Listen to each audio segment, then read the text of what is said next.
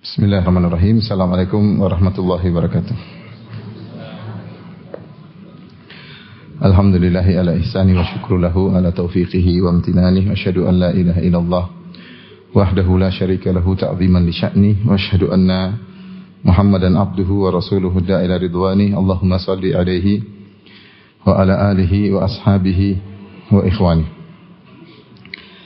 Ibu-ibu yang dirahmati oleh Allah Subhanahu wa taala, puji dan syukur kita panjatkan kepada Allah yang masih memberikan kita kesempatan untuk bisa berkumpul, untuk mendengarkan nasihat-nasihat, petuah-petuah dari Nabi kita, Nabi Muhammad sallallahu alaihi wasallam, yang tidaklah Nabi sallallahu alaihi wasallam sampaikan petuah-petuah tersebut kecuali karena sayangnya beliau kepada umatnya, karena begitu semangatnya beliau agar umatnya bisa merasakan kebahagiaan yang abadi di surga kelak. Oleh karenanya, sebelum saya menyampaikan nasihat-nasihat dari Nabi sallallahu alaihi wasallam, saya berharap kepada ibu-ibu untuk berlapang dada, ya, menyiapkan diri, menyiapkan hati untuk bisa mendengar wajangan-wajangan Nabi sallallahu alaihi wasallam tersebut.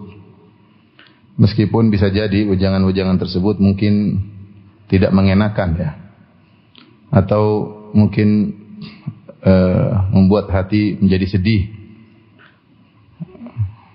karena wejangan tersebut tidak lain tujuannya adalah untuk memperbaiki kesalahan-kesalahan yang sering terjadi di kalangan para wanita, kalangan ibu-ibu.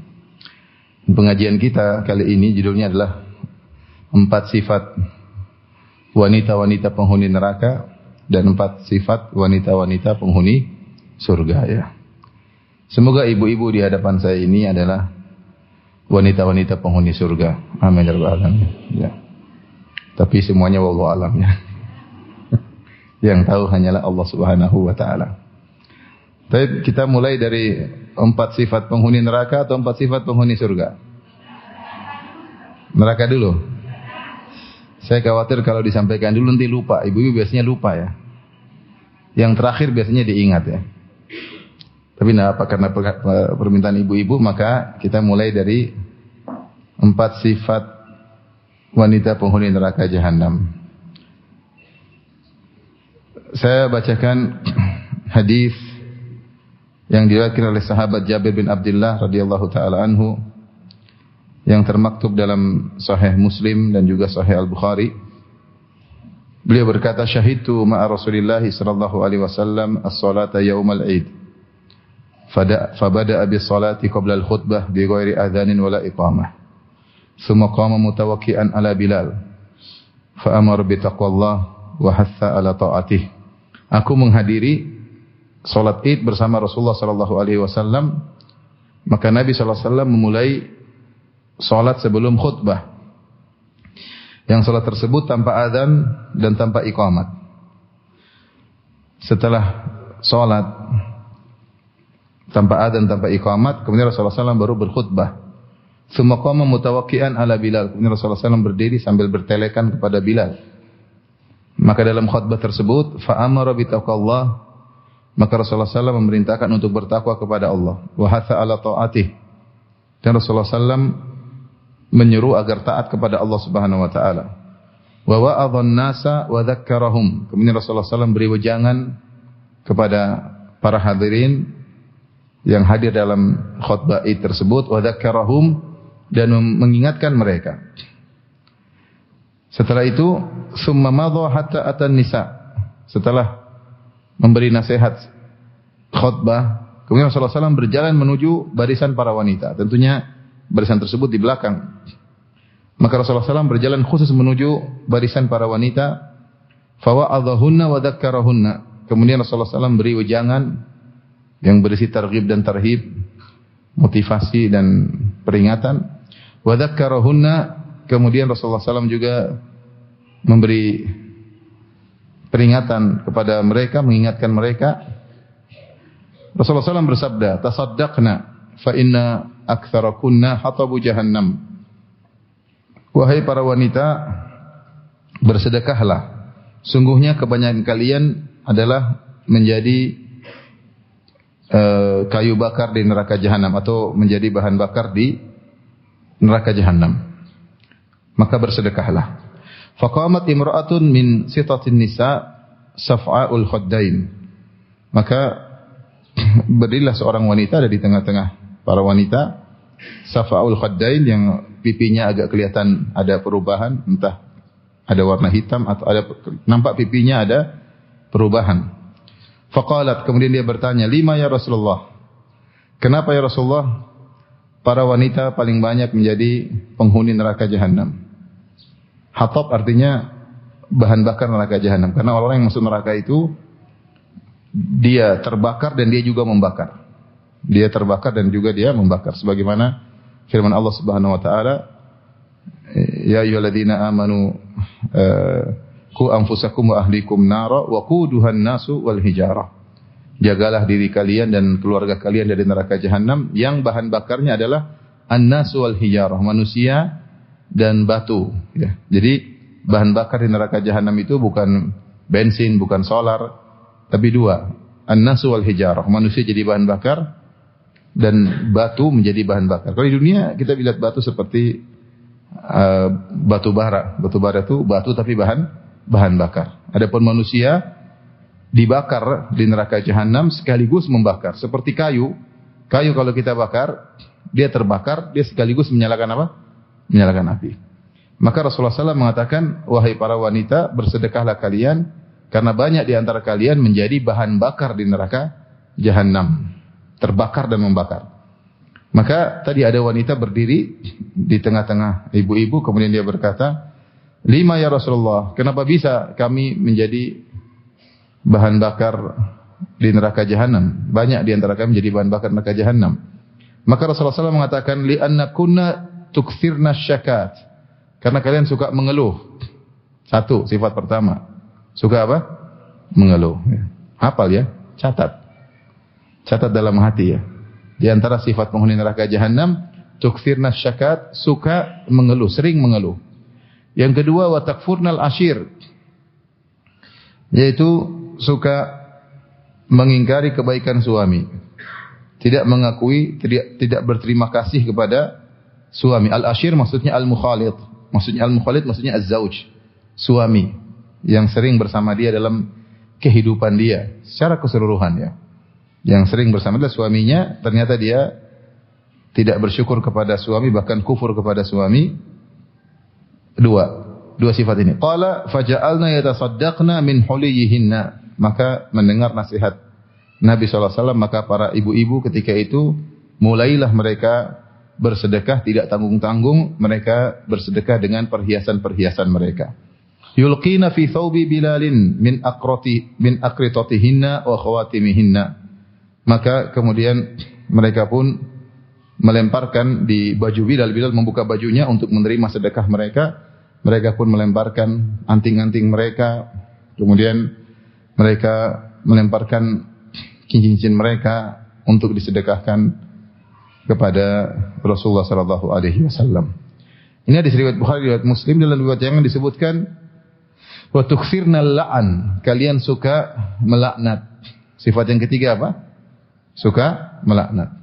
Sifat yang keempat datang dalam Musnad Abi Ya'la, Sahih Ibn Hibban, dalam Al-Mu'jam Al-Tabrani ya. Al-Mu'jam fil Awsat ya. Rasulullah SAW mengatakan, wa tusawwifnal khair, karena kalian para wanita suka menunda-nunda kebaikan. Taswif. Wa tusawwifnal khair. Inilah 4 ciri yang paling mudah memasukkan wanita dalam neraka jahanam. Coba ibu-ibu diulang. Yang pertama apa? Suka mengeluh. Yang kedua, suka mengingkari kebaikan apa? Suami. Yang ketiga, suka melaknat. Yang keempat, suka nunda-nunda kebaikan. Yang punya 4 sifat ini angkat tangan.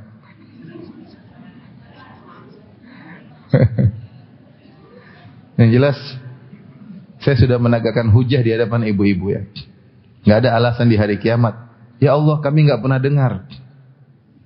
Ibu-ibu telah diberi kesempatan oleh Allah untuk mendengar sifat-sifat penghuni neraka, wanita penghuni neraka jahanam.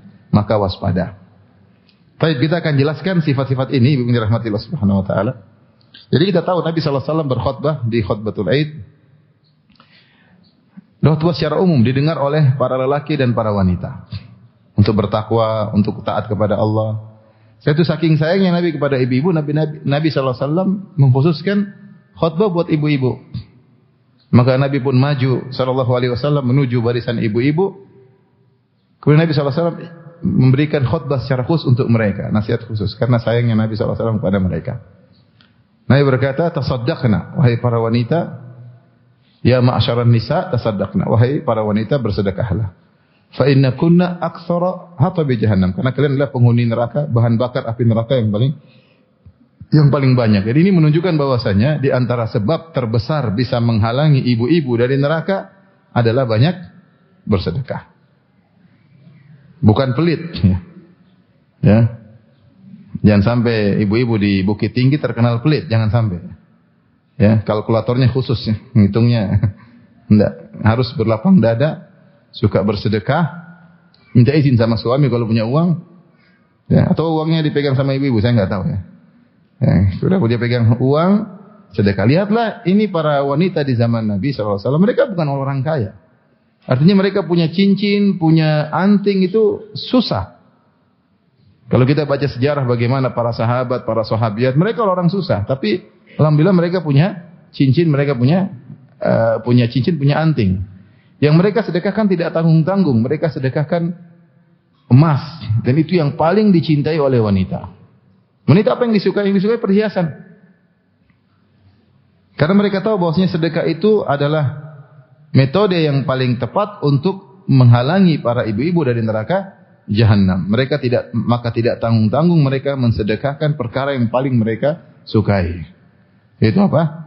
Cincin dan anting mereka. Padahal mereka adalah wanita-wanita yang hidup sederhana.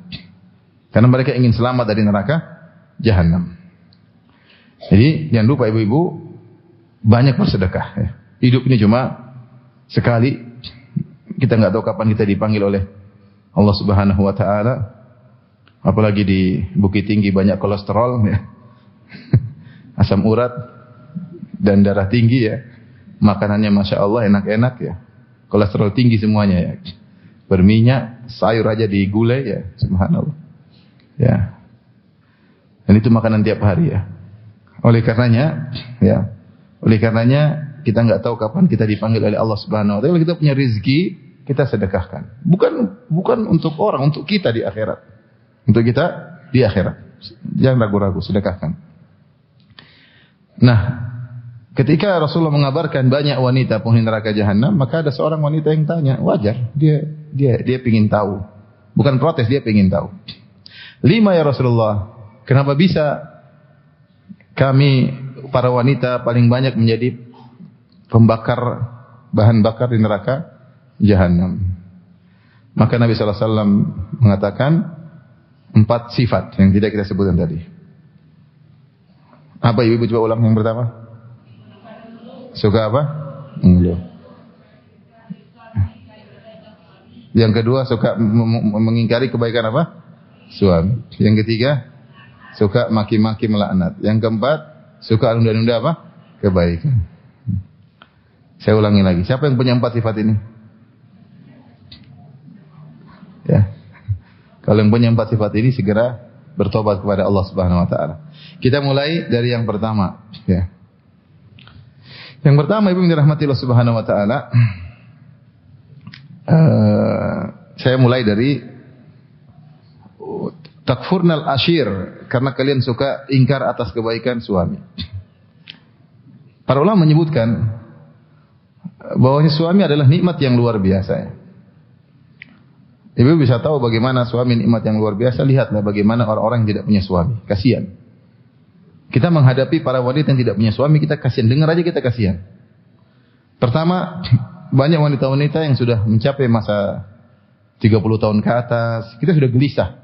Kasihan belum punya apa? Suami. Bagaimana kesedihan wanita ini luar biasa ya. mereka dengar teman-temannya sudah punya anak, sudah punya rumah, kemudian hidup sama lelaki yang tempat untuk berbagi suka dan duka, ya. Mulai umur 30 tahun ke atas sampai 35 tahun ke atas. Bagaimana pilunya hati mereka ketika mereka melihat teman-temannya sudah bersuami sementara mereka belum. Bahkan di antara mereka ada yang kaya raya. Ada yang kaya raya. Namun percuma harta yang berlimpah ruah namun tidak punya teman untuk menjalani kehidupan. Ya. Makanya dikatakan rafiq qabla tariq. Teman dulu sebelum berjalan. Karena berjalan tanpa teman. Adam alaihissalam ketika diciptakan dan dimasukkan dalam surga, dia butuh teman. Maka Allah ciptakan Hawa sehingga dia punya teman untuk menjalani kenikmatan tersebut. Percuma masuk kenikmatan nggak ada teman, nggak enak. Punya duit banyak, tapi nggak ada teman. Teman kehidupan untuk berbagi suka dan duka. Ini yang pertama yang saya lihat. Saya tidak usah, saya mendengar aja ada misalnya istri cerita itu si fulana sudah umur sekian, saya pilu sedih. Bagaimana kesedihan mereka tidak punya suami. Yang kedua, kita juga sedih ketika mendengar janda-janda ya. Ya, janda-janda yang kemudian ditinggal oleh suaminya, pas suaminya meninggal atau dicerai. Kemudian mereka tidak menemukan pasangan hidup setelah itu. Ini juga perkara yang menyedihkan. Mereka melihat teman-temannya punya pasangan, mereka ya, ada yang ngurus, ada yang ngayomi, ada tempat ngobrol. Sampai Nabi SAW mengatakan as-sa'i alal aitam wal armalah kal mujahid fisabilillah. Siapa yang berusaha menolong anak yatim dan para janda, maka dia seperti orang berjihad di jalan Allah Subhanahu wa taala. Perhatikan si Nabi menggandengkan antara anak yatim dengan para janda. Karena kondisi mereka tidak menyenangkan. Anak yatim tidak ada yang ngurusin, tidak ada bapaknya, ibunya yang ngelus kepalanya. Kalau dia disakiti orang, dia mau lapor kepada siapa? Makanya banyak anak yatim yang saya dapati nakal banyak. Dan itu wajar. Banyak nakal. Kenapa? Karena tidak ada yang perhatikan. Kondisi mereka menyedihkan. Demi para janda. Ya. Kasihan tidak ada yang perhatikan. Jadi kita tahu bagaimana nikmat seorang suami yang kemudian datang menemani kehidupan, mencari nafkah siang dan malam, ya, tempat berbagi suka dan duka, sehingga suami adalah nikmat. Keberadaan suami adalah nikmat tersendiri, belum kebaikan yang dia lakukan. Oleh karenanya Rasulullah SAW menjelaskan bahwasanya hak yang paling tinggi bagi yang harus ditunaikan oleh seorang wanita dari hak manusia adalah hak suami. Kata Nabi SAW, "Lau kuntu amiran ahadan an yasjuda li ghairillah la amartul mar'ata an tasjuda li zawjiha." Kalau saya boleh menyuruh seseorang untuk sujud kepada selain Allah, maka saya akan memerintahkan wanita untuk sujud kepada suaminya. Ini menunjukkan bahwasanya hak yang paling besar bagi yang harus ditunaikan oleh seorang wanita adalah hak suami. Bahkan lebih daripada hak kedua orang tua. Lebih daripada hak kedua orang tua. Yang bilang begitu Nabi SAW. Kalau saya boleh memerintahkan seorang sujud kepada selain Allah, saya akan suruh wanita. Nabi tidak mengatakan sujud kepada kedua orang tuanya, tidak. Tapi Nabi SAW mengatakan saya akan suruh wanita sujud kepada suaminya. Ini tentu pembicaraan yang tidak mengenakan bagi ibu-ibu sekalian. Ya. Makanya tadi saya katakan di awal, tidaklah Nabi menyampaikan nasihat-nasihat tersebut kecuali karena sayang kepada umatnya, dan kita harus siap menerima nasihat dari Nabi SAW dan berusaha untuk memperbaiki diri. Jadi suami adalah nikmat yang harus disyukuri bagi para wanita ketika dia sudah menikah, ya. Dia mensyukuri nikmat suami tersebut, ya. Kemudian kenyataannya Rasulullah SAW menjelaskan banyak wanita yang ingkar terhadap kebaikan suami, lupa dengan kebaikan-kebaikan suami. Makanya dalam riwayat yang lain disebutkan Rasulullah SAW berkata kepada seorang suami, "Lau ahsanta ila ihdahunna dahra, thumma ra'at minka syai'an, laqalat ma ra'aitu minka khairan qad." Seandainya salah seorang dari kalian, wahai para suami, berbuat baik kepada istrinya setahun penuh. Ad-dahr, dia berbuat baik selama setahun penuh. Tsumma ra'at minka syai'an, kemudian istrinya melihat suatu perkara darinya, kesalahan, maka istrinya berkomentar, laqalat ma ra'aitu minka khairan qat. Aku tidak pernah melihat kebaikan darimu sama sekali. Ini dilakukan oleh sebagian ibu-ibu kepada suami mereka. Suaminya salah ini, salah anu, kemudian ungkapan-ungkapan yang menunjukkan seakan-akan suaminya tidak pernah berjasa dalam kehidupannya. Ya, di antara mereka ada yang berkata, kamu memang tidak pernah mencintaiku, subhanallah. Memang tidak pernah mencintaimu. Anak kita sudah 7, gimana enggak cinta? Itu memang anak datang keluar tanpa cinta. Sebagian ibu mungkin kalau ngomong langsung, kamu tidak pernah mencintai. Kamu selalu mendahulukan ibumu daripada saya. Padahal tidak. Sebagian suami bahlul ya. Semua permintaan istrinya dia berikan, permintaan orang tuanya ditunda-tunda. Namun ketika dia melakukan kesalahan, langsung istrinya berkata, kamu selalu mendahulukan ibumu daripada saya. Subhanallah. Ungkapan-ungkapan yang menunjukkan penafian secara total. Ini ungkapan-ungkapan seperti ini sangat mudah memasukkan seorang dalam neraka jahanam. Benar sabda Nabi sallallahu alaihi wasallam, "Idza ahsanta ila ihdahunna ad-dahra thumma ra'at minka syai'an laqalat ma ra'aitu minka khairan qat." Kalau salah seorang dari kalian berbuat baik kepada istrinya setahun penuh, kemudian dia melihat suaminya melakukan sedikit kesalahan, dia berkata, aku tidak pernah melihat kebaikan darimu sama sekali. Maka ibu adalah insyaallah wanita-wanita salehah, waspada ya. Ya, jangan sampai kalau suami salah sedikit kemudian mengungkapkan kata-kata seperti tadi. Kalau bilang, "Mas, kamu kenapa hari ini?" Tidak jadi masalah. Ya. Udah, kenapa begini? Atau abang kenapa begini ya? Mas, kenapa begini? AA, kenapa begini? Enggak ada masalah. Disebutkan kesalahan satu demi satu. Tapi kalau langsung mengucapkan kata-kata, kamu memang enggak pernah begini, kamu memang enggak pernah begini, nah ini repot ini. Ini langsung cemplung neraka langsung. Langsung menjadi bahan bakar di neraka jahanam. Maka seorang waspada. Apa ciri-ciri wanita soleha? Ciri wanita soleha adalah wanita yang menunaikan hak Allah dan menunaikan hak suami. Kata Allah, "Fas-salihatu qanitatun hafizatun lil ghaibi bima hafizallah." Wanita-wanita soleha adalah wanita-wanita yang qanitat, taat beribadah, menunaikan hak Allah Subhanahu wa taala, hafizatun lil ghaib, menjaga hak suaminya ketika suaminya tidak ada. Allah menyebutkan ciri-ciri wanita salehah 2, menunaikan hak Allah, menjaga hak suaminya ketika suaminya tidak ada. Hafizatun lil ghaibi bima hafizallah, dengan penjagaan Allah.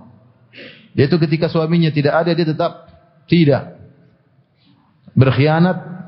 Ketika suaminya tidak ada, dia tetap menjaga harta suaminya, tidak dia gunakan sembarangan. Inilah wanita-wanita yang salehah. Nah, di antara hak yang paling utama ditunaikan oleh seorang wanita adalah berterima kasih kepada suami. Berterima kasih kepada suami. Ibu-ibu yang dirahmati oleh Allah Subhanahu wa taala, bagaimana cara kita bersyukur kepada suami? Ya. Kata Nabi sallallahu alaihi wasallam, la yashkurullah man la yashkurun nas. Tidaklah dikatakan orang bersyukur kepada Allah orang yang tidak tahu berterima kasih kepada manusia. Latih lisan kita, kalau suami kita berbuat baik kita bilang jazakallahu khairan suamiku. Jadi ucapkan, latih. Coba ibu latihan sekarang. Jazakallahu khairan, udah coba. Jangan-jangan enggak pernah ngomong, ini ketahuan enggak pernah ngomong. Coba ulang, bilang. Masya Allah. Dengar enggak? Enggak kedengaran ya? Bapak-bapak enggak dengar. Ibu coba ulang. Jazakallahu khairan. Udah, coba. Ketahuan enggak pernah ngomong. Kalau sering ngomong mudah. Biasa Ustaz. Jazakallahu khairan, udah. Masya Allah. Ya, itu namanya pandai berterima kasih. Pandai berterima kasih.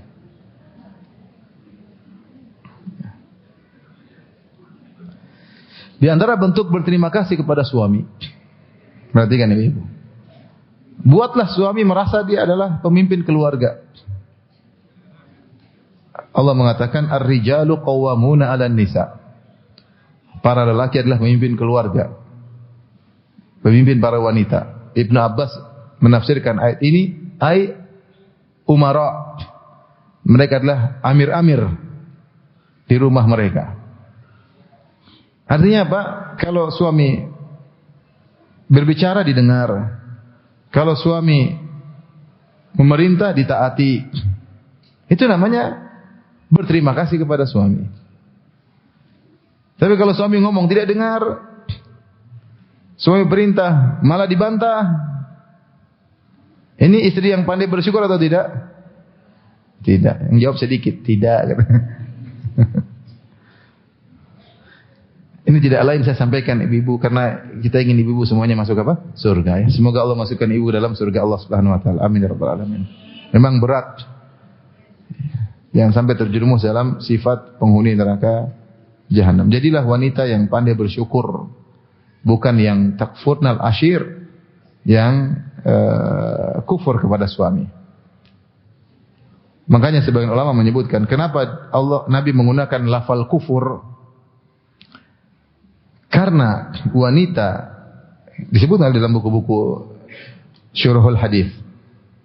Karena wanita ketika tidak bersyukur kepada suaminya, dia benar-benar lalai dari hak Allah. Allah sudah kasih dia nikmat, diberikan suami yang mengurusi urusannya, yang bisa menjaga kemaluannya, yang bisa menundukkan pandangannya, yang bekerja siang malam untuknya, ya. Kemudian yang berikan anak-anak padanya. Kemudian dia tidak berterima kasih, berarti dia tidak tahu diri, seakan-akan dia tidak tahu nikmat yang Allah berikan kepada dia. Karena itulah Nabi menggunakan lafal kufur. Dan ini menunjukkan tidaklah digunakan lafal kufur kecuali jika ada yang melanggar atau terjerumus dalam kekufuran tersebut, dia terjerumus dalam dosa besar. Ini yang pertama, ibu dirahmati Allah Subhanahu wa taala, sifat wanita penghuni neraka jahanam tidak berterima kasih kepada suami. Jadi sering-sering latih ibu-ibu, udah jazakallahu khairan. Ya. Kalau suami ngomong, iya udah apa gitu, dengerin ya, dengerin. Jangan suami ngomong kemudian main HP. Lagi WhatsAppan sama teman, ya, tidak beradab kepada suami. Itu namanya tidak bersyukur. Tidak bersyukur. Yang kedua, sifat wanita penghuni neraka jahanam, tukfirna syakah, suka mengeluh. Suka mengeluh. Dua penafsiran kalangan para ulama yang saya dapat di dalam buku syarah hadis tentang tukfirna syakah, kalian suka mengeluh. Pertama perlu dijelaskan, mengeluh sesekali tidak jadi masalah. Makanya Rasulullah SAW bukan mengatakan sifat penghuni neraka, sifat wanita penghuni neraka mengeluh, enggak. Tapi Rasulullah SAW mengatakan sering mengeluh.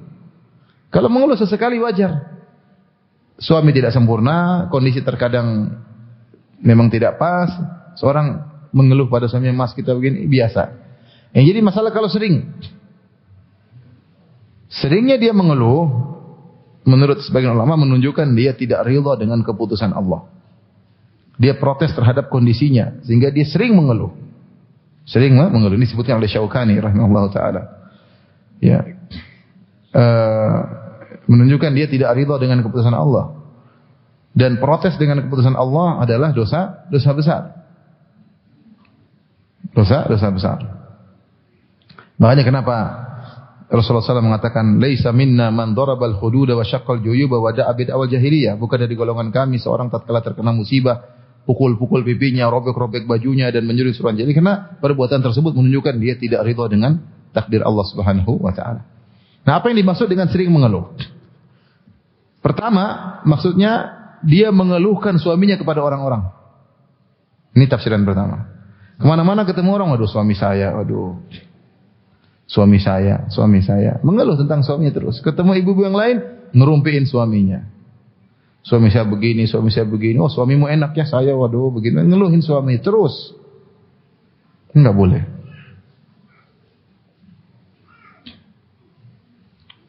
Bukan jalur memperbaiki suami kalau suami punya kesalahan dengan mengeluhkan dia kemana-mana. Ini membongkar aib suami. Padahal Allah Subhanahu Wa Taala mengatakan, "Hunna libasul lakum wa antum libasul lahun." Sesungguhnya kalian para wanita adalah pakaian bagi suami dan suami adalah pakaian bagi istri. Di antara fungsi pakaian adalah menutup aurat. Seorang wanita menjalankan perannya sebagai pakaian bagi suaminya dengan menutup aurat aib-aib suaminya, bukan malah mengumbar kemana-mana. Sehingga aib suaminya tersebar di mana-mana. Apalagi sebagian ibu-ibu kalau sudah marah sama suaminya bikin status. Statusnya hati yang terbelah, Masya Allah. Orang tanya, ada apa Ada apa Hati terbelah dua. Kadang-kadang hatinya kena panah. Apa ini Ya. Subhanallah, bikin status. Kadang suami istri debat-debatan lewat status. Ini terjadi. Saya bukan bicara orang ini orang ngaji.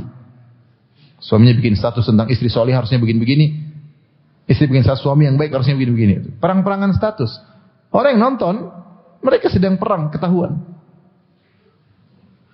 Ini lebih bahaya anti berkeluh kesah di medsos yang bisa lihat ribuan orang daripada anti berkeluh kesah kepada seorang 2-3 wanita. Terbatas 2-3 wanita. Itu pun tidak boleh.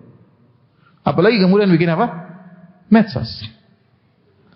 Apalagi kemudian bikin cerita. Bikin cerita, layangan lepas lah.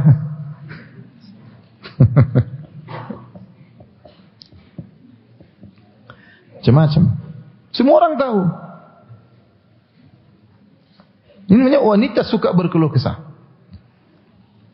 Saya kenal seseorang, dia menceritakan istrinya. Kenapa menceritakan? Saya bilang, kenapa menceritakan istri kamu? Dia bilang, ribut sama saya. Dia bikin status di Facebook, subhanallah. Suami saya begini. Orang semua baca, siapa yang kuat? Aibnya dibongkar. Jadi, wa tukthirna syaka, makna yang pertama adalah mengeluhkan suaminya kepada orang-orang, kepada ibu-ibu yang lain. Tidak boleh ibu-ibu. Kalau suami ibu punya kesalahan, nasihati ibu. Kalau enggak lewat jalur yang baik. Bilang ke ustadz ke, atau bilang ke mertua ke. Kita bukan sekedar melepaskan kedongkolan. Kita ini ingin melakukan perbaikan. Kalau tidak mampu, cerai, khulu. Pada kemudian mengumbar aib suami kemana-mana. Ya. Sementara status masih suami. Ini yang pertama, tafsiran pertama. Tafsiran kedua, tafsiran syakat, suka mengeluh kepada suami. Mas ini kok begini, mas ini kok begini, mas ini mengeluh kepada suami. Ini cabang dari dosa yang pertama, ingkar kepada kebaikan apa? Suami. Maka ibu-ibu jangan suka mengeluh tentang kondisi. Kecuali suaminya mungkin malas, nasihati baik-baik. Kalau suami sudah berusaha, bekerja, kemudian dikeluhkan terus, ya ini kehidupan.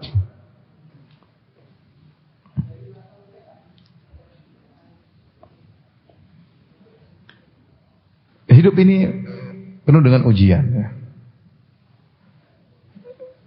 Dan tidak mungkin kita meraih kenikmatan surga kecuali ada bagian dunia yang kita korbankan, nggak mungkin. Oleh karena bersabar, dan sabar pahalanya sangat besar, ya. Pahala sabar sangat besar. Baca tentang bagaimana kisah-kisah sahabiyat, kisah orang-orang terdahulu, sabarnya mereka terhadap kehidupan yang sulit. Lihatlah bagaimana Aisyah radhiyallahu taala anha. Ketika ada seorang wanita datang kepada Aisyah bawa 2 putrinya, kemudian minta makan, ketuk rumah Aisyah. Aisyah radhiyallahu anha buka pintu, dia cari makanan. Dia enggak mendapatkan di rumah kecuali 1 butir korma. Maka dia pun mendahulukan. Tidak ada di rumah, tidak ada apa-apa. Tidak ada mie, tidak ada ATM, tidak ada apa-apa. Cuma 1 butir korma. Kemudian kasih kepada wanita tersebut. Bayangkan Aisyah. Aisyah pernah berkata, "In kunna lanaral hilal, thumma hilal, thumma hilal, thalatha ahila fi syahrain, wa ma uqida fi buyuti azwajin Nabi sallallahu alaihi wasallam nar." Kami lihat hilal muncul. 3 hilal dalam 2 bulan. Tidak ada di rumah istri-istri Nabi api yang dinyalakan.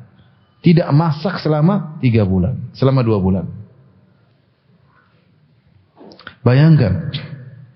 Kalau ibu sekarang hidup dalam kondisi demikian. 2 bulan enggak pernah masak. Kira-kira gimana? Ya kalau enggak pernah masak tapi selalu beli di restoran Padang enggak apa-apa ya. Ini benar-benar nggak ada. Artinya makanan terbatas.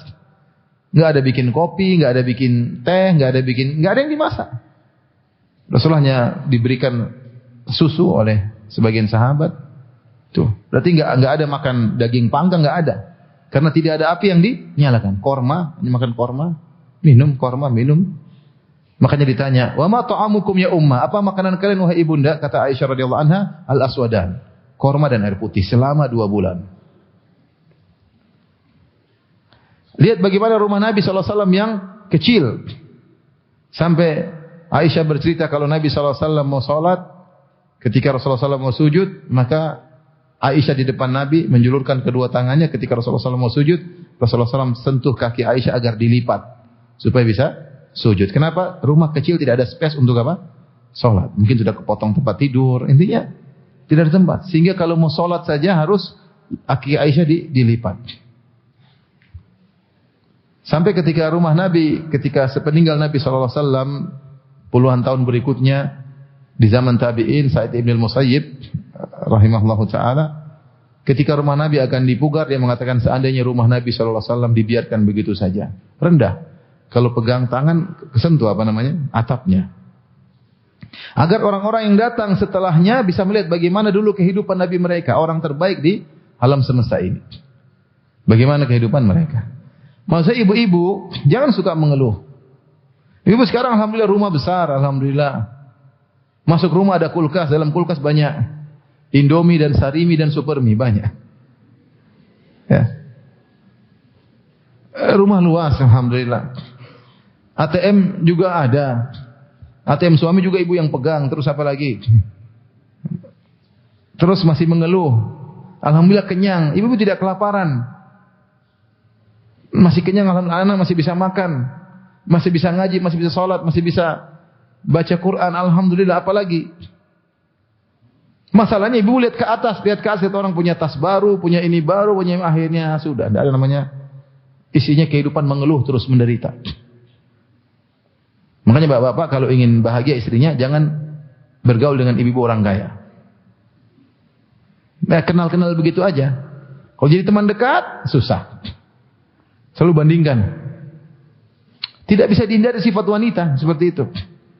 Bergaul dengan orang-orang berada membuat dia akhirnya berubah pola hidupnya, berubah pola pikirnya. Hati-hati. Rasulullah SAW yang nyuruh untuk lihat ke bawah. Unzuru ila man asfala minkum wa la tanzuru ila man fawqakum. Lihatlah yang di bawah, jangan lihat di atas. Fa innahu ajdaru alla tasdaru nikmatallahi alaikum. Itu membuat kalian tidak meremehkan nikmat Allah pada kalian.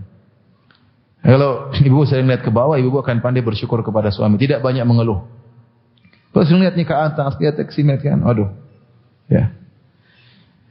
Ibu-ibu kalau mau bahagia, jangan main medsos. Ini berat ya. Ingin bahagia jangan main apa? Medsos. Medsos isinya apa? Isinya dunia atau isinya. Pengajian ada, tapi 1-2. Sisanya isinya apa? Dunia, kehidupan glamor lah, rumah mewah lah, ini mewah lah, tas baru lah, kemudian jam baru lah, anting baru lah. Dunia dilihat di medsos terus. Banyak tontonan di medsos bikin sakit hati, bikin mendatangkan penderitaan. Berita inilah, berita anulah, berita inilah, kriminal ini, kriminal anu, isu inilah, isu perceraian, isu selingkuh. Nggak usah. Agar pandai bersyukur pada suami. Jadi di antara sifat yang memudahkan wanita masuk neraka, wa tukthirna syakat, suka mengeluh. Tadi suka mengeluh ada 2. Yang pertama apa Ibu?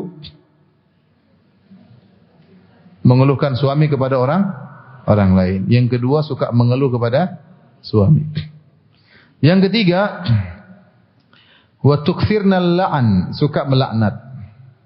Ini pun ada 2 pendapat di kalangan para ulama. Pendapat pertama yang dimaksud dengan la'an yaitu laknat yang sering kita pahami, yaitu mengatakan anta mal'un, engkau dilaknat, laknatullah alaik, engkau dilaknat oleh Allah Subhanahu wa taala, sedikit-sedikit melaknat.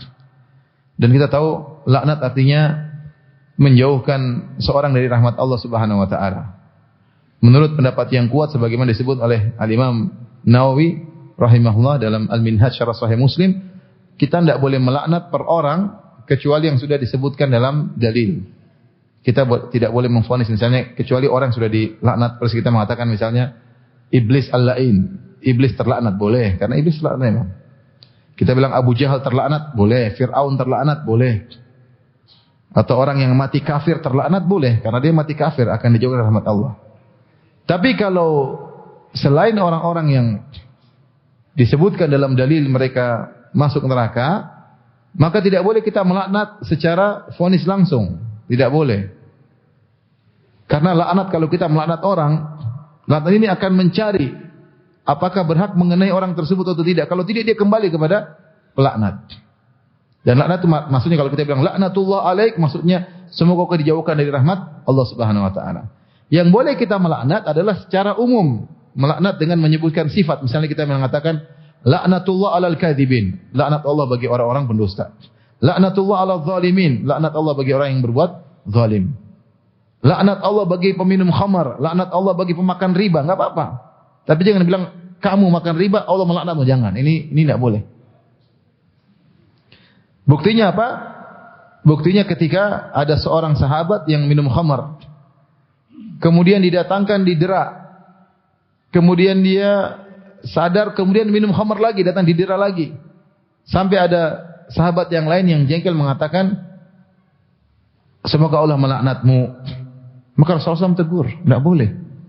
Padahal ada hadis-hadis menunjukkan khamar itu dilaknat dari 10 sisi. Yang minum khamar, yang tanam anggur untuk dijadikan khamar, yang memerah anggur untuk dijadikan khamar, yang menuangkan khamar, yang memindahkan botol dari sana ke sini, semuanya dilaknat.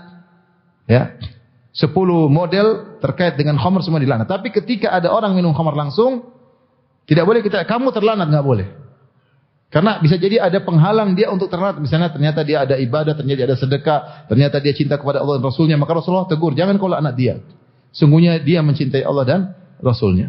Tapi kita boleh melaknat dengan umum. Kita mengatakan Allah melaknat para peminum khamar, boleh. Allah melaknat para penjual khamar, boleh. Allah melaknat para penuang khamar, boleh. Allah melaknat para pemakan riba, boleh. Dan banyak hadis-hadis yang menunjukkan laknat Allah kepada ini, laknat Allah kepada ini boleh. Tapi kalau si fulan enggak boleh. Nah, sebagian wanita, dan saya rasa di Indonesia tidak ya, jarang. Tapi kalau di luar, di negeri Arab, sebagian orang mudah melaknat.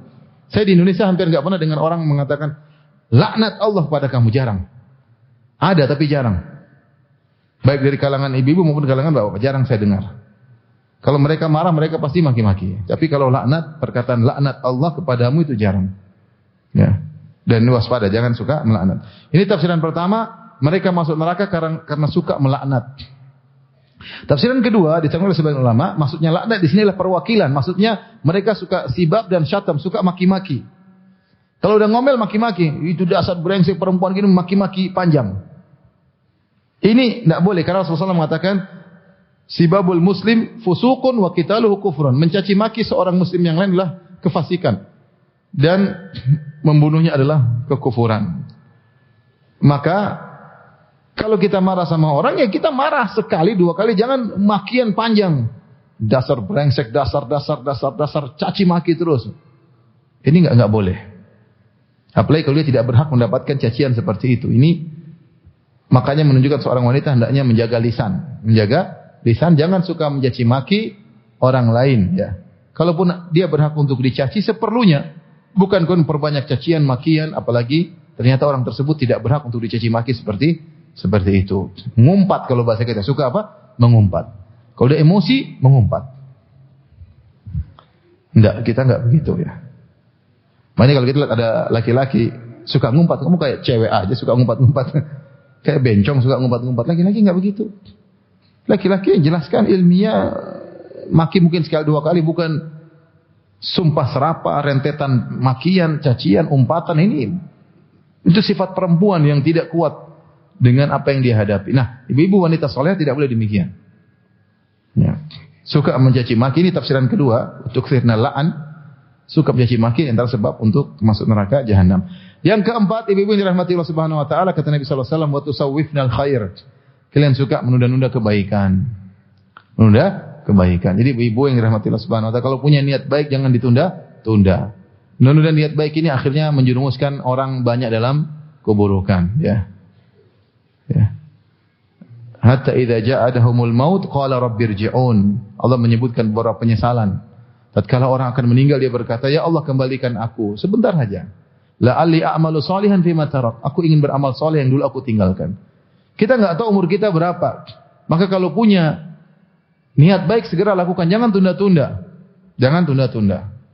Ya, Allah menyebutkan dalam Al-Qur'an beberapa ayat yang menunjukkan orang menyesal ketika sudah datang sakaratul maut, dia ingin ngomong, mungkin kita enggak dengar, tapi dia berkata, "Ya Allah, tundalah aku sebentar, aku ingin berbuat baik." Ya ayyuhalladzina amanu la tulhikum amwalukum wala auladukum an dzikrillah wa may yaf'al dzalika fa ulaika humul khasirun wa anfiqu mimma razaqnakum min qabli ay ya'ti ahadakumul maut fa yaqulu rabbi laula akhartani ila ajalin qaribin fa asaddaqa wa akum minas salihin. Wahai orang yang beriman, janganlah kalian terlalaikan dari anak-anak kalian, harta kalian. Siapa yang terlalaikan dari mengingat Allah, urusan dunia, urusan anak-anak, maka mereka orang yang merugi. Berinfaklah kalian sebelum datang kepada salah seorang dari kalian kematian. Kemudian dia berkata, "Ya Rabbku, tundalah kematianku sebentar saja, aku ingin berinfak." Ini gara-gara taswif, nunda-nunda. Nunda ya. Saya pernah mengalami suatu hal yang saya sesalkan. Saya punya teman datang kepada saya, Ustaz kalau ingin, saya ada uang, ya saya punya uang kok Ustaz, miliaran, maksudnya saya mau bantu Ustaz. Saya bilang, saya lagi tidak butuh. Nanti deh ya. Saya memang lagi tidak ada proyek dakwah, tidak ada proyek apa maksudnya untuk urusan akhirat. Saya bilang, aduh, enggak lah saya ini. Subhanallah, kemudian dia meninggal. Saya menyesal kenapa waktu itu saya tidak, ya sudah mari. Dia sudah niat, dia sudah berucap, mudah-mudahan dia dapat pahala. Cuma saya tidak terima ketika itu, kemudian dia meninggal dunia. Kita kalau sudah meninggal selesai. Jangan tunda-tunda kebaikan. Menunda kebaikan ini sebab kebinasaan. Menunda berbuat baik. Menunda kalau punya dosa tidak segera minta ampun kepada Allah Subhanahu wa taala. Ya. Nanti bertobatnya tahu-tahu meninggal dunia, tidak sempat. Kalau punya utang puasa utang apa ditunda-tunda sampai akhirnya tidak bisa dikerjakan. Ya. Kalau punya masalah sama orang tunda-tunda minta maaf nanti aja tunggu lebaran. Tahu-tahu meninggal sebelum apa? Lebaran. Kalau punya masalah sama suami, tunda-tunda minta maaf. Tunggu suami yang minta maaf. Tunda-tunda. Ego dikedahulukan. Tahu-tahu meninggal dunia. Ya, ini. Ibu, jangan menunda-nunda. Ya. Menunda kebaikan, sholat ditunda-tunda. Nanti aja. Sholat itu nanti jam menjelang asar. Tahu-tahu kebablasan. Sholat isya, nanti. Menjelang tidur. Tunggu, sinetron belum selesai. Akhirnya kebablasan. Bersedekah nanti nih, mau naik haji nanti. Duh, belum bikin ini, belum bangun ini, enggak jadi naik haji. Enggak baik nunda-nunda. Ya. Mau bayar hutang nanti aja insyaallah orangnya belum lagi kok nunda-nunda. Tahu-tahu meninggal belum sempat apa? Bayar hutang. Nunda-nunda mengembalikan hak orang lain, hati-hati. Semua dosa bisa diampuni kecuali hak orang. Sampai orang yang mati syahid pun diampuni dosa-dosanya illa dain, kecuali utangnya kepada orang lain. Kalau punya utang segera lunasi, jangan tunda-tunda. Ya. Saya sering sampaikan dalam pengajian-pengajian bahwasanya jika hati kita terbetik untuk melakukan kebaikan, berarti kita sedang dapat hidayah. Jangan tolak hidayah tersebut, segera lakukan. Sederhananya, kita lagi diam-diam lagi masak di rumah misalnya ibu-ibu, tahu-tahu dalam hati kok saya pingin sholat duha. Segera tinggalkan sholat duha. Berarti kita dikasih hidayah oleh apa? Allah. Jangan bilang nanti habis masak jam 11. Nanti enggak jadi. Kita lagi di mobil tahu-tahu ada orang miskin lewat. Kasihan kita. Orang buta kayak orang apa kita. Terbetik hati kita. Jangan kita bilang nanti jadi orang buta berikutnya. Kita lewat sudah, kesempatan kita bersedekah hilang. Kapan sih tergerak? Lihat kita lagi main ke rumah saudara, tahu-tahu lihat ponakan, kok kasihan pingin kasih hadiah. Kasih, jangan tunda-tunda. Berarti kita lagi diberi hidayah oleh Allah. Nanti Allah mudahkan banyak kebaikan. Tiba-tiba kalau lagi jualan laku, rumah makan Padang lagi laris. Laporan bulanan, Masya Allah punya uang. Tiba-tiba hati pingin umroh. Daftar. Jangan nanti. Dunia datang dan pergi. Kesempatan untuk beramal soleh tidak selalu ada. Makanya kalau Allah kasih kita ada keinginan untuk melakukan kebaikan apapun. Terkait dengan sedekah, terkait dengan melayani suami, tahu-tahu saya ingin senangkan suami saya hari ini. Bikin, jangan tunda-tunda. maka kita sedang dapat hidayah dari Allah. Tunda-tunda kita itu membuat kita celaka, Inilah ibu yang dirahmati Allah Subhanahu wa taala, 4 ciri wanita penghuni neraka jahanam. Ulang ibu, yang pertama apa? Suka mengeluh. Yang kedua, tidak berterima kasih kepada suami. Yang ketiga, suka mengumpat, maki-maki. Yang keempat, menunda kebaikan. Baik, selanjutnya 4 ciri penghuni surga. 4 ciri ini tentunya sering ibu dengar. Dia adalah penguat dari sebelumnya, ya. Kata Nabi sallallahu alaihi wasallam dalam satu hadis, "Idza shallatil mar'atu khamsaha wa shamat syahraha wa hafizat farjaha atau hasanat farjaha wa ata'at ba'laha qila laha udkhilal jannata min abwabil jannati syi'ti." Jika seorang wanita salat 5 waktu, ciri yang pertama. Yang kedua, puasa di bulan Ramadan, ciri kedua. Yang ketiga, menjaga kemaluannya, ciri yang ketiga. Yang keempat, taat kepada suaminya, maka dikatakan kepadanya, masuklah engkau ke dalam surga dari pintu mana saja yang engkau kehendaki. Dalam hadis ini Rasulullah SAW menjelaskan bahwasanya masuk surga itu mudah, ya. Di antaranya jika terpenuhi dalam seorang wanita 4 ciri ini, maka dia masuk surga. Yang pertama, salat 5 waktu. Nabi tidak mempersyaratkan salat qobliyah, salat ba'diyah, salat malam, salat duha, enggak. Yang penting kamu salat 5 waktu, kamu jaga salat tersebut. Ibu-ibu, ya. Jadi jangan salat 5 waktu dengan tentunya dengan baik, dengan khusyuk, dengan persiapan, mendengar azan maka salat, ya. Meskipun tidak salat malam, meskipun kadang-kadang kita sholat malam, kita mau bangunkan istri, kita enggak enak, istri capek, letih. Karena kondisi wanita tidak seperti laki-laki. Nabi SAW saja, kalau sholat malam, Aisyah bercerita. Rasulullah SAW sholat malam, ketika beliau mau witir, beliau bangunkan Aisyah. Karena kekuatan wanita tidak seperti apa? Laki-laki. Rasulullah mau witir, Rasulullah SAW bangunkan Aisyah. Rasulullah SAW tidak bangunkan Aisyah sejak awal. Aisyah wanita, banyak, ada haidnya, ada capeknya, ada sakitnya, ada letihnya, ngurus suami, ngurus macam-macam. Ya, kalau bisa sholat malam terbaik. Tapi kalau enggak, yang penting sholat 5 waktu, lakukan dengan baik. Yang kedua, puasa bulan Ramadan. Rasulullah SAW tidak mempersyaratkan harus puasa Arafah, harus puasa Senin Kemis, puasa Daud, puasa Muharram. Enggak. Kalau bisa, alhamdulillah, itu yang terbaik. Tapi kalau enggak, bukan syarat masuk surga harus melakukan itu semua. Yang penting, puasa bulan apa? Ramadan. Perhatian, begitu ada yang berRamadan, sambut puasa tersebut dengan baik. Kalau punya hutang, segera diqadha. Ya, perhatian terhadap puasa Ramadan. Sifat yang ketiga, 2 ini insya Allah ibu memiliki semua. Apa namanya? Salat 5 waktu dan puasa bulan Ramadan. Tinggal ciri keempat masuk surga. Ciri ketiga, wa hasinat farjaha, menjaga kemaluannya. Allah memuji seorang wanita dalam Al-Quran masuk surga, ya, memiliki sifat utama menjaga kemaluannya, yaitu Maryam. Kata Allah Subhanahu Wa Taala, wa Maryam banatallati wa Maryamata Imran allati ahsanat farjaha. Ya. Dan Maryam binti Imran yang telah menjaga kemaluannya. Bagaimana dia menjaga kemaluannya? Dia tidak membuka celah untuk digoda oleh lelaki manapun. Makanya ketika Allah uji dia dengan datangnya Jibril, ya. Allah mengatakan, "Fa arsalna ilaiha ruhana fatamatsala laha basyaran sawiyya." Maka kami utus kepada Maryam Jibril alaihissalam. Maka Jibril menjelma menjadi seorang yang sempurna. Itu seorang laki yang tampan. Maryam sedang sibuk beribadah sendiri. Tiba-tiba lelaki tersebut datang menemui Maryam. Maryam langsung tidak kasih celah. Dia mengatakan, "Inni a'udzu birrahmani minka in kunta taqi." Aku berlindung kepada Allah. Jika kau bertakwa, tinggalkan aku. Dia tidak mengatakan, dari mana Pak? Ngobrol dulu, minum teh dulu. Tidak ada. Ini tidak boleh. Kita lagi berdua, tidak boleh. Tidak ada. Benar-benar dia jaga kemaluannya. Nah, ibu-ibu, kalau ini masuk surga, jaga kemaluan. Tundukkan pandangan. Jangan ngobrol sama suami orang. Jangan ketawa-ketiwi sama suami orang meskipun hanya lewat chattingan. Meskipun dalam komentar, jangan. Yang berhak mendapatkan rasa senyuman manis, cinta manis suami kita, bukan suami orang. Yang berhak mendapatkan kata-kata indah suami kita, bukan suami orang lain. Sebagian wanita, Masya Allah, kalau bicara sama suami orang, senyum, tertawa, murah. Sama suami sendiri cemberut. Ya. Sama suami apa? Cemberut.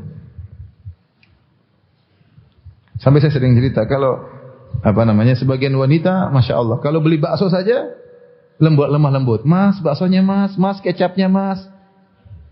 Kalau mau nambah mas, nambah dong mas, lembut. Kalau sama suaminya, ambil dulu itu, kecapnya itu. Bisa jadi suaminya berharap, berangan-angan menjadi tukang bakso agar dilembuti oleh suami istrinya. Karena istrinya kalau sama tukang bakso lembut, sama dia enggak. Ini namanya tidak sempurna dalam menjaga kemaluan. Menjaga kemaluan itu kita fokus. Makanya Allah memuji para wanita penghuni surga, di antara ciri mereka adalah mereka tidak memandang kecuali suaminya. Ya. Qasiratut tarf, kata Allah, mereka fokus kepada suaminya. Ini sifat mereka, qasiratut tarf, fokus kepada suaminya. Sifat bidadari yang lain, sifat pertama dalam surat Ar-Rahman Allah sebutkan beberapa sifat. Sifat bidadari pertama, qasiratut tarf, lam yatamithunna insun qablahum wala jan, yaitu para wanita yang menundukkan pandangan mereka, tidak melihat kecuali suaminya, tidak pernah disentuh oleh laki lain, tidak pernah disentuh oleh jin. Intinya fokus kepada suami. Dan demikian dia bisa sempurna menjaga kemaluannya. Yang kedua, Allah Subhanahu wa taala menyebutkan tentang ciri-ciri bidadari, kata Allah Subhanahu wa taala, hurum maqsuratun fil khiyam. Para bidadari yang terkurung di dalam kemah-kemah. Dipingit dalam kemah-kemah. Sehingga dia selalu sibuk di kemah menunggu kedatangan suaminya. Makanya sifat wanita salehah, kata Allah, waqarna fi buyutikunna. Wanita yang suka menetap di rumah karena dia harus fokus menyiapkan untuk suaminya, untuk anak-anaknya, fokus menyambut kedatangan suaminya. Saya punya teman, istrinya 3. Istrinya 3 ya. Teman saya, bukan saya ya. Dia bilang, Ustaz, saya bilang, kamu suka lebih cinta yang mana? Semua saya cinta, Ustaz. Semuanya baik, tapi ada satu yang paling saya sayangi, Ustaz. Bukan karena kecantikannya, tapi perhatiannya. Kalau saya mau pulang, dia telepon, ayah lagi di mana atau abi lagi di mana, abi mau makan apa, dia telepon. Saya bilang saya mau makan ikan, dia siapin. Jadi dia tanya kapan datang, dia tahu jadwal dia datang kapan, dia tanya mau makan apa, dia siapin. Begitu saya datang, Ustaz, dia buka kaos kaki saya, dia buka baju saya. Kemudian dia siapkan ikan, kemudian tulang-tulang ikan diambil sama dia, masya Allah. Ini yang buat saya condong kepada dia. Ibu begitu dong kalau suami datang. Kalau perlu ibu, Mas sudah sikat gigi belum? Ibu sikatin giginya kalau perlu. Itu namanya fokus kepada suami. Wallati ahsanat farjaha. Wanita yang menjaga kemaluannya, itu di antara kesempurnaan dia menjaga kemaluannya, dia fokus kepada suaminya, tidak membandingkan suaminya dengan suami orang lain. Sebagian ibu zaman sekarang masuk di medsos, ngobrol di komentar dengan suami lain, suami orang lain, ketawa ketiwi sama suami orang lain. Ya, dia sama suaminya di tempat tidur. Suaminya nungguin dia lagi sibuk di grup reuni, di situ laki-laki ada perempuan ketawa-ketawa sama teman SMA-nya dulu dengan teman kuliahnya dulu. Kalau ingin masuk surga, fokus kepada suami. Nah, ini berat ciri ketiga ya. Ketiga. Tapi mudah bagi orang yang dimudahkan oleh Allah Subhanahu wa taala. Saya katakan ibu, medsos sumber kebencanaan bagi orang yang tidak tahu memanagenya. Buang-buang waktu, ibu buang-buang waktu, lihat barang-barang mewah, lihat aib-aib orang, lihat laki-laki situ wajahnya tanpa ada keraguan, lihat laki ini, lihat artis ini, lihat sudah semuanya. Gitu pulang lihat suami, mukanya kok begini suamiku. Ini enggak pernah tundukkan pandangan sehingga tidak kebahagiaan dicabut oleh Allah Subhanahu wa taala. Yang terakhir, sifat keempat ciri penghuni surga adalah wa ata'at ba'laha. Taat kepada suaminya. Ini sudah kita singgung. Seorang wanita yang soleha harus membuat suaminya merasa suaminya adalah seorang raja di rumah. Suaminya merasa sebagai singa di rumah, bukan kucing di rumah ya. Ya. Saya punya teman satu, istrinya 2. Dia bilang, Ustaz, aduh, istri saya yang kedua ini Ustaz, sama saya hormat, ngomongnya ini. Yang pertama Ustaz saya kayak kucing Ustaz. Yang pertama saya disikapi seperti apa? Kucing. Maksudnya apa saya juga nggak tahu ya. Maksudnya mungkin nggak tahu, mungkin nggak dihargai atau apa. Suami tidak merasa sebagai raja di rumah, tapi sebagai budak di rumah, budak istrinya. Ini apa seperti ini? Rasulullah SAW mengkabarkan tentang wanita yang terbaik, kata Rasulullah SAW, alladhi idza ra'aha sarrathu wa idza amaratha ata'at, idza amaraha ata'athu, atau kama qala Nabi sallallahu alaihi wasallam. Wanita terbaik adalah yang jika kau memandangnya menyenangkan dirimu.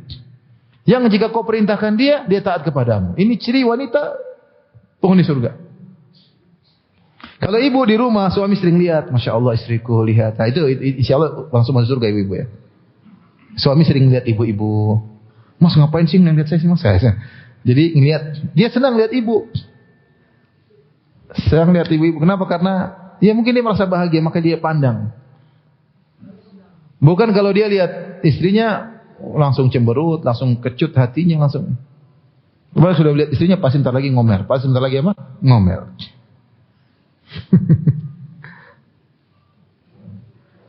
Saking sebagian seorang suami jengkel sama istrinya. Saya pernah ada seorang suami kirim pertanyaan sama saya, Ustaz, saya kalau masuk surga saya enggak mau ajak istri saya. Takut lagi main sama bidadari diomelin sama istrinya di sana. Kalau lihat pandang istrinya, dia senyum, ini ciri penghuni surga. Kalau disuruh nurut. Apa perkataan Imam Ahmad rahimahullahu taala? Ya, aqamtu ma ummi Saleh 20 sana. Aku hidup bersama Ummu Saleh, istri yang keberapa dari Imam Ahmad. Selama 20 tahun kami tidak pernah ribut dalam satu permasalahan pun. Selama berapa tahun? 20 tahun. Dan artinya yang nurut. Ini ciri penghuni surga yang berat, tetapi ibu-ibu berjuang. Ya bukan berarti sekali mungkin marah, oke lah. Yang Allah hukum adalah yang biasanya seperti apa? Yang mendominasi wanita ini sering nurut atau sering membangkang. Kalau yang mendominasi selalu membangkang, taat kadang-kadang, ini neraka jahanam. Kalau sering nurut kadang-kadang membangkang, insya Allah lah masih selamat. Yang menjadi hukum adalah yang fil ghalib, yang mendominasi apa? Latih diri kita untuk taat kepada suami karena Allah Subhanahu wa taala. Demikian ibu yang dirahmati Allah Subhanahu wa taala, kajian yang saya sampaikan. Semoga nasihat ini bisa didengar oleh ibu sekalian dan bisa dijalankan. Demikian juga para pemirsa yang menyaksikan secara langsung ya, semoga menjadi wanita salehah. Hidup ini sebentar ya. Kita menghadapi perjalanan yang sulit untuk meraih kebahagiaan yang terindah di akhirat kelak. Ya, jadilah wanita yang solehah, dan kalau jadi solehah akan bahagia, Ibu kalau nurut, rajin sholat, menjaga kemaluan akan bahagia. Tidak mungkin ada orang beriman tidak bahagia. Jangan menyangka cari kebahagiaan dengan lihat medsos, dengan beli ini, belum tentu bahagia. Bahagia itu adalah keimanan. Bahagia adalah keimanan, taat pada perintah Allah, itulah sumber kebahagiaan. Wallahu ta'ala alam bisawab. Semoga Allah Subhanahu wa taala mengampuni dosa-dosa kita dan masukkannya ke dalam surga Allah Subhanahu wa taala, dan mengampuni dosa-dosa kedua orang tua kita, dan mengumpulkan kita bersama mereka di surganya kelak bersama suami dan anak-anak. Wabillahi taufiq wal hidayah. Assalamualaikum warahmatullahi wabarakatuh.